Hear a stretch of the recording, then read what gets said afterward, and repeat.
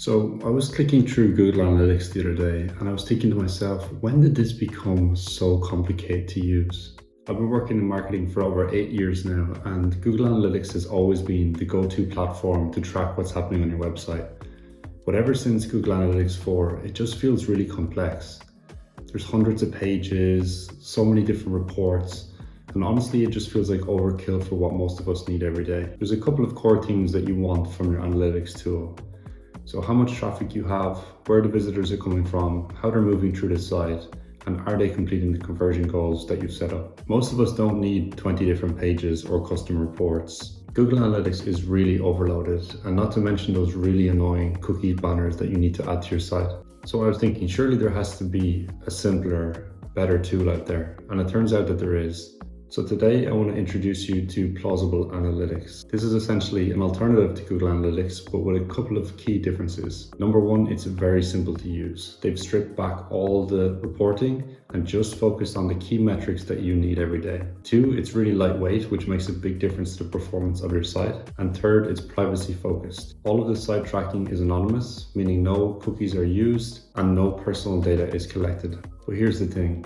Their website is leaving a lot of customers on the table, and I really feel like they could increase their signups. So today I'm going to walk you through their site. I'm going to show you 3 high impact fixes that I would make to increase conversions, and we'll also take a look at a redesign that I've done. But first, let's actually have a look at Plausible Analytics. Let's go through the dashboard and see how this tool works. So one of the really great things about this website is they actually allow you to live demo their dashboard using the data from their site. So if we click this button, we can actually go through and we can take a look at how this analytics actually works. So right at the top here, you can see we have this big section, which is kind of your main metrics, unique visitors, total visits, page views, bounce rate, all of that. Very simple layout here on the right where you can kind of easily access the date ranges that you want. I really like this because sometimes this can be quite complicated on Google Analytics. So it's giving you all the main ones that you'd usually use, like last 7 days or month to month. So as we scroll down, we can see there's actually not much to this dashboard, which really makes it quite easy to use. They have a couple of key sections. Here we have channels. So we can see, like we would in Google Analytics, what our main channels, like where they're getting traffic from. So here you can see most of the people are coming from direct or organic search. They also are running some paid campaigns, so less than 1% are coming from paid. You can also see sources, so we can see Google here. We can see ChatGPT, which is interesting.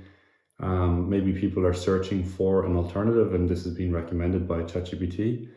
And we also have like GitHub and other places like that. So maybe this has been talked about or shared amongst different communities online and people are finding it that way.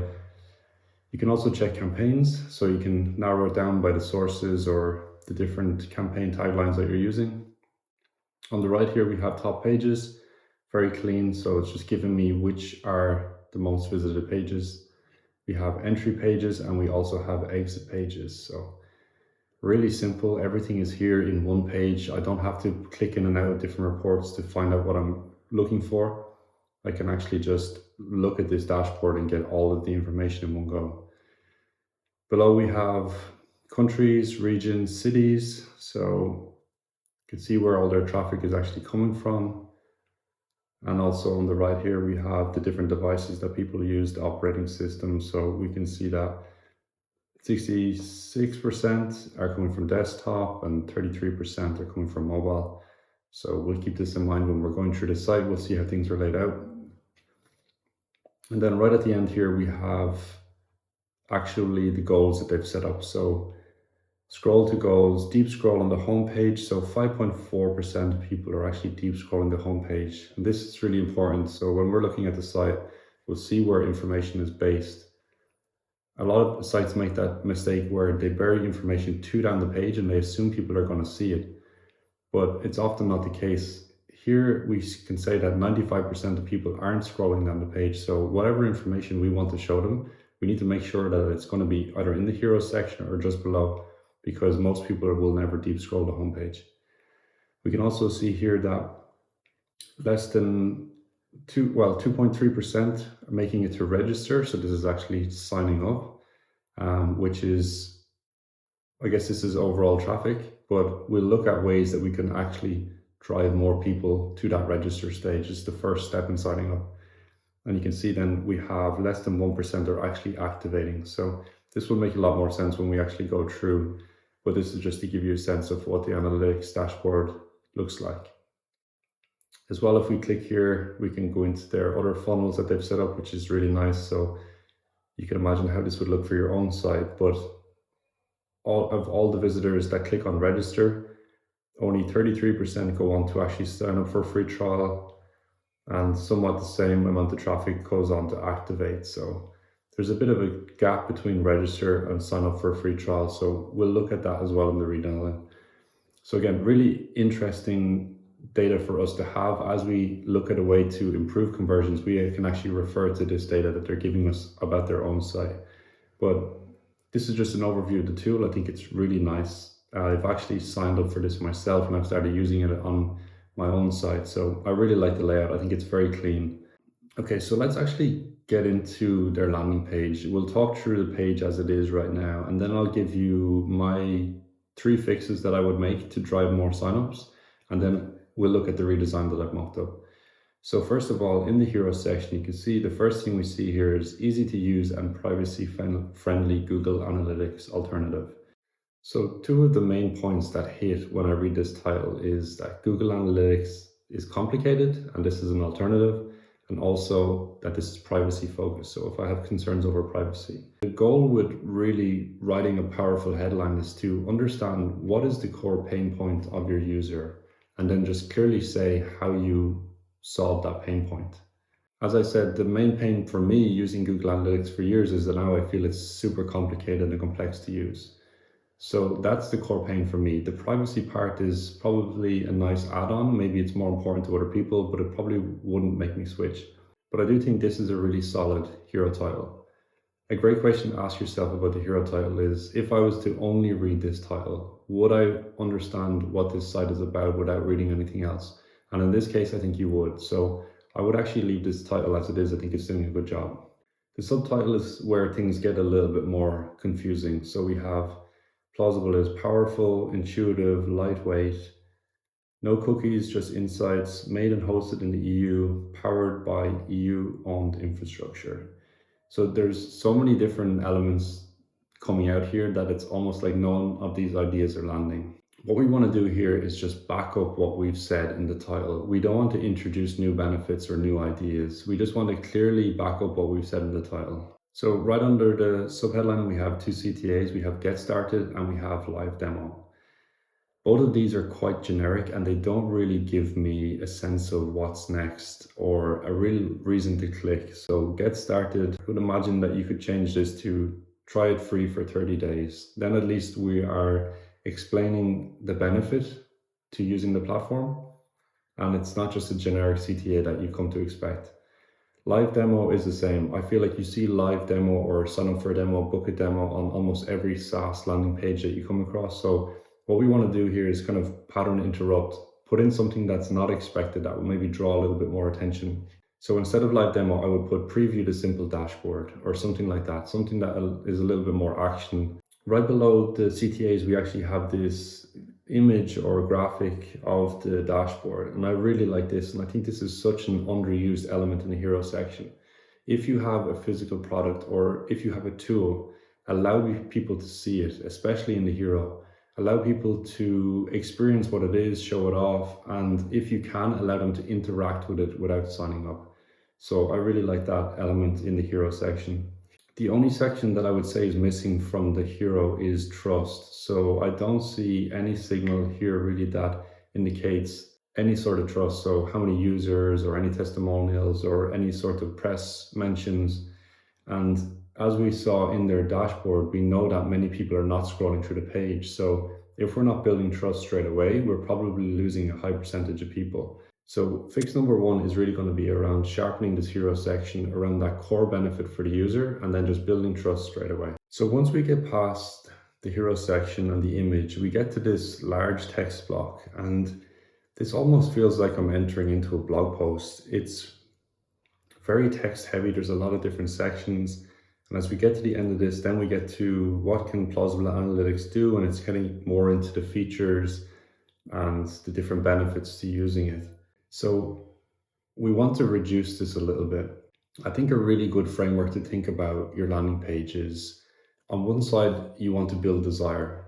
On the other side, you want to reduce the amount of effort and confusion. So that's kind of your formula for your sign up rate. So desire on one side, how much can I build that desire as people are moving through the landing page, and how can I reduce the amount of effort and confusion that I'm putting them through? That's really the game. If there's parts of your page that make people think too much or confuses them, they're probably going to leave. And I would imagine that this is probably an exit point on this page right now. The main goal that we want to do with this page is convince them that it's good, and then satisfy any of those main hesitations that they might have. So is it better? Can I do all of the things that I would usually do?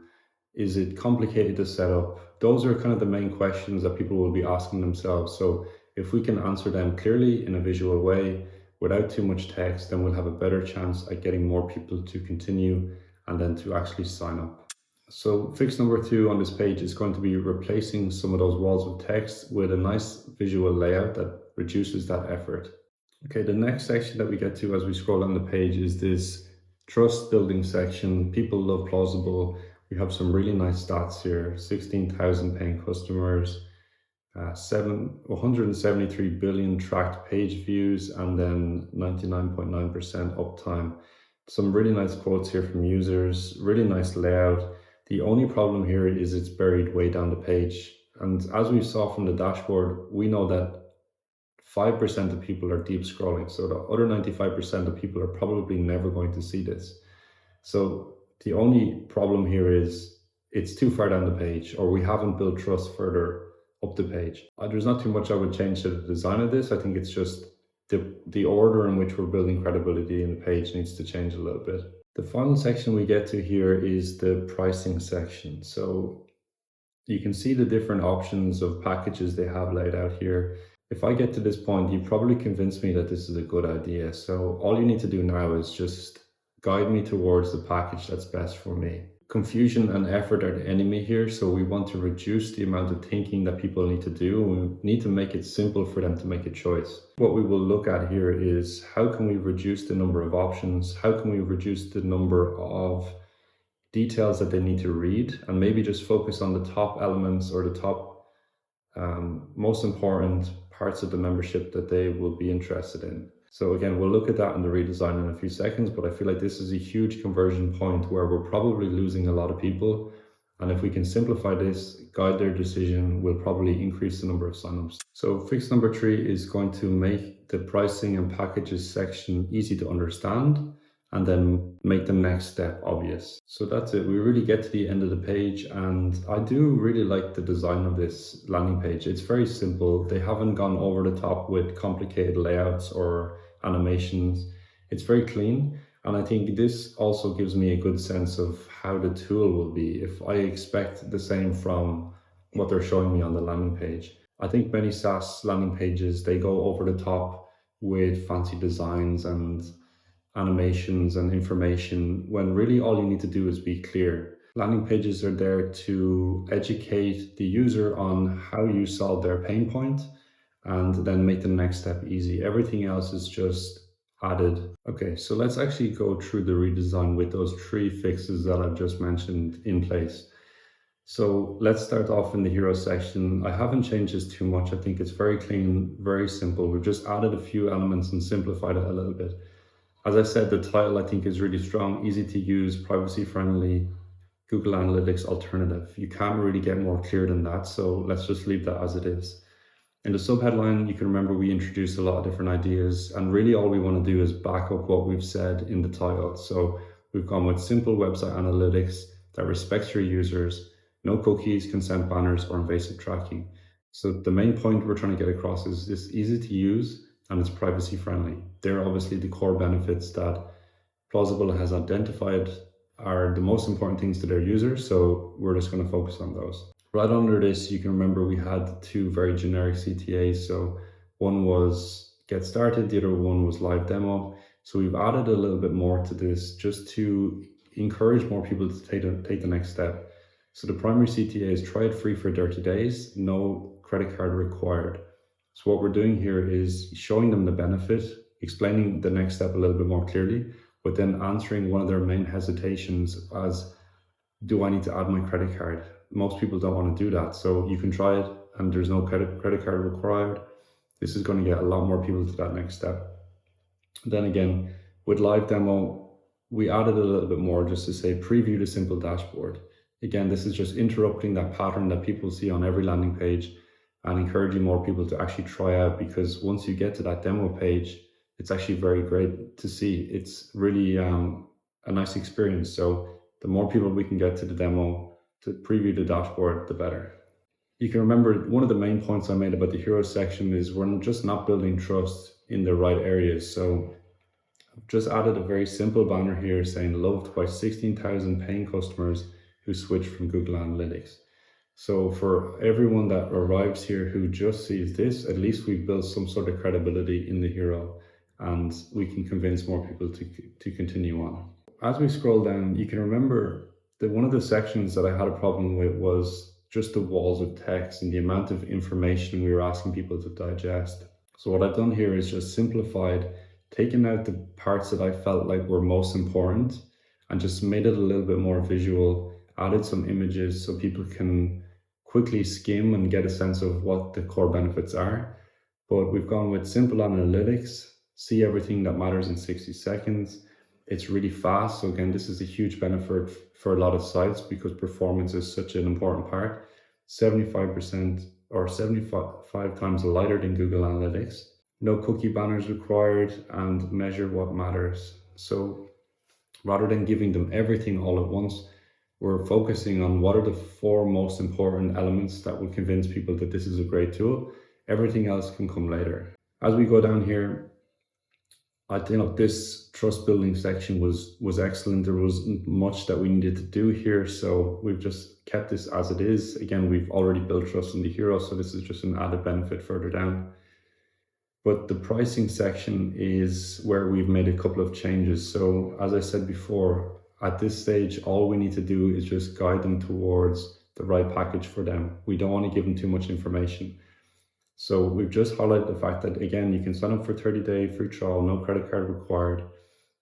We've simplified the information in each package down to the 5 or 6 most important elements. And then we've added very simple titles to guide their decisions. So best for personal sites and blogs, best for growing SaaS, or best for agencies and multiple sites.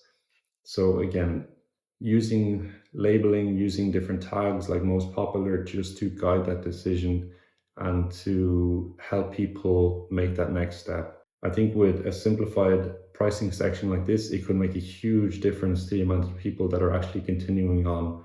I think we saw like 2.3% of people were continuing to register. So if we can get that up to 3% or 4%, that's a huge increase in the number of people that are actually going to sign up for this product.